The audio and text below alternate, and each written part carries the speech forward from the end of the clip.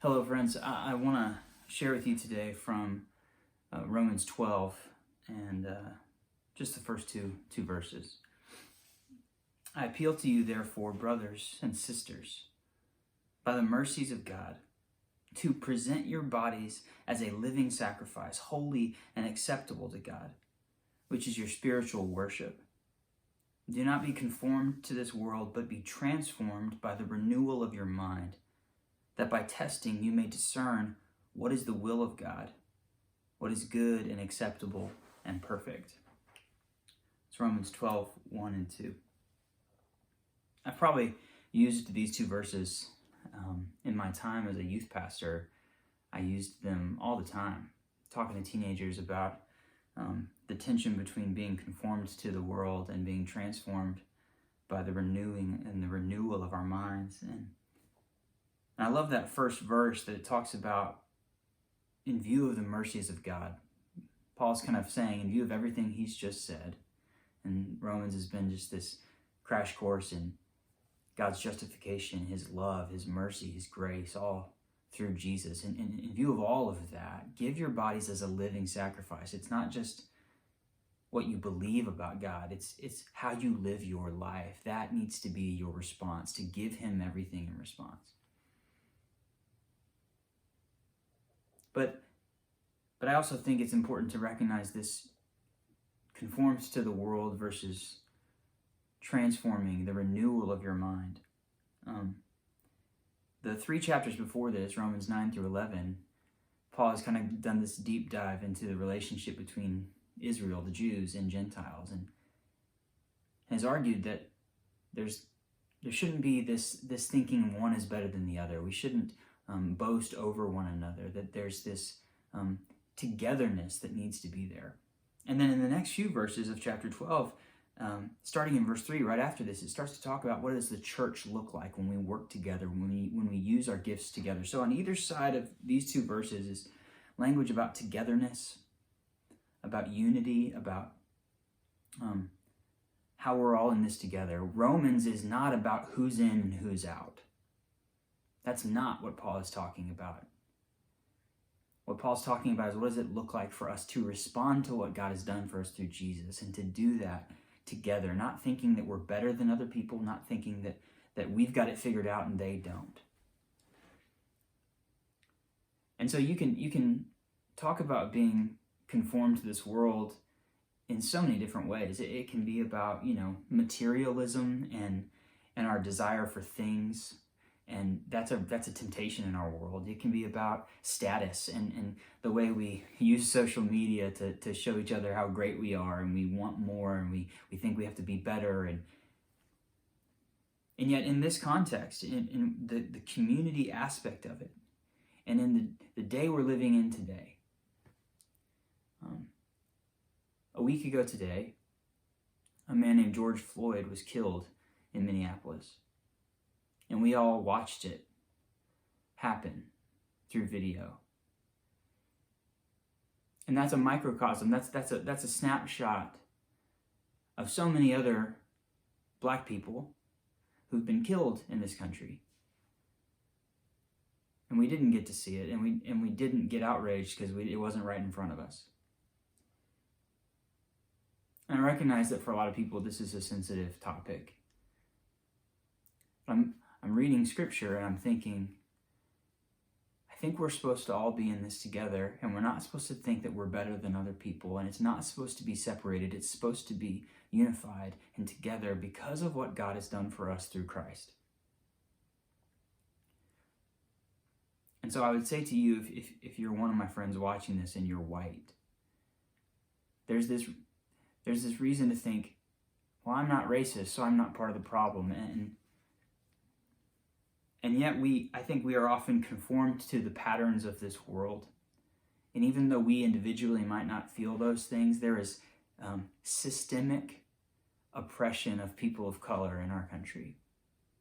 As a seminary student, I've studied the history of the church, and it's very true that as America was being founded, Christian people justified the North Atlantic slave trade. On one hand, they justified it, saying, let's bring these slaves over, they can work for us, and we will evangelize them. We'll tell them about the gospel. And on the other hand, when those slaves arrived and started working, many Christians refused to let them participate in Sunday school and the life of the church because they didn't want them to hear the gospel, because they knew that if they heard the gospel, they would realize that the way they were being treated was wrong. And so for the sake of their plantations and their money and their power, they didn't tell them the gospel. And we're hundreds of years later, and things have changed, but there are still, in every area of our society, whether or not we are active in it, as white people, we have privilege that is established based on decades and centuries of the fact that people of color have been oppressed. And so conformed to this world means that I, as a white person, have received privilege because of decades and centuries of systematic oppression of people of color. And so by conforming to the world, I'm saying, I receive that and I accept it, and it's not my fault. But we have to be better than that. Because it's that thread that causes us to kill one another, to create division amongst one another. And that's the same thing that tells people of color, you're not as worthy, you're not as valuable as people with white skin. That's the way we've built this into the fabric of our society. And although many of us would say I'm not individually complicit in that, it's still there, and we have to recognize it. And are we being conformed to that rhythm, to that pattern of this world? Because I think what Paul's saying here is that when you are conformed to the world, you are blind.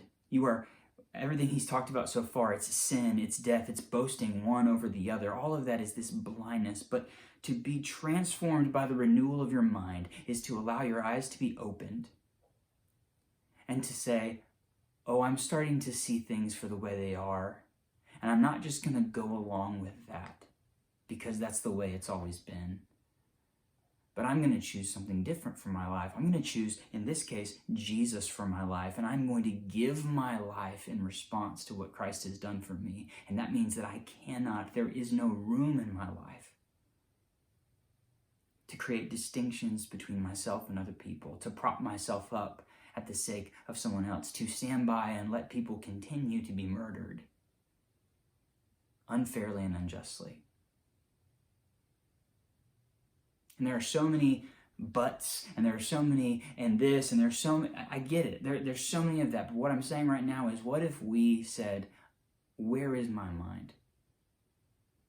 Am I conformed to the way things have always been, or will I actually slow down and stop fighting and say, Jesus, what would you have me think? What would you have me believe? And what would you have me do? I see throughout this book, this entire Bible, a God who loves people who are oppressed. The sojourner, the migrant, the widow, the orphan, the poor. God says he's for those people. Jesus Christ, in his ministry, he did not teach some sort of prosperity gospel. What he taught was that he was here for the less fortunate, that he wanted to lift them up. And so I believe in this moment, when the world is literally on fire and it's so clear that things are not the way they should be. If you are a white person in America, you have to say, am I allowing my mind to be transformed by the gospel of Jesus? It requires humility. But I think we have to do that. And if you are a person of color, I simply say that if you believe the pattern of this world that says you are worth less than I am simply because of this color of your skin, that is not true. That God does not believe that about you, that Jesus does not believe that about you, and that I don't believe that about you, and I'm going to try to do better. because we are all in this together. So may we allow our minds to be transformed. May we give our lives completely to this work, and may we remember that we are in it together. And may that be what leads us and guides us, not our insecurities, not our frustrations, not our hurts, but our hope. Our hope in Jesus, and yes, our hope in one another.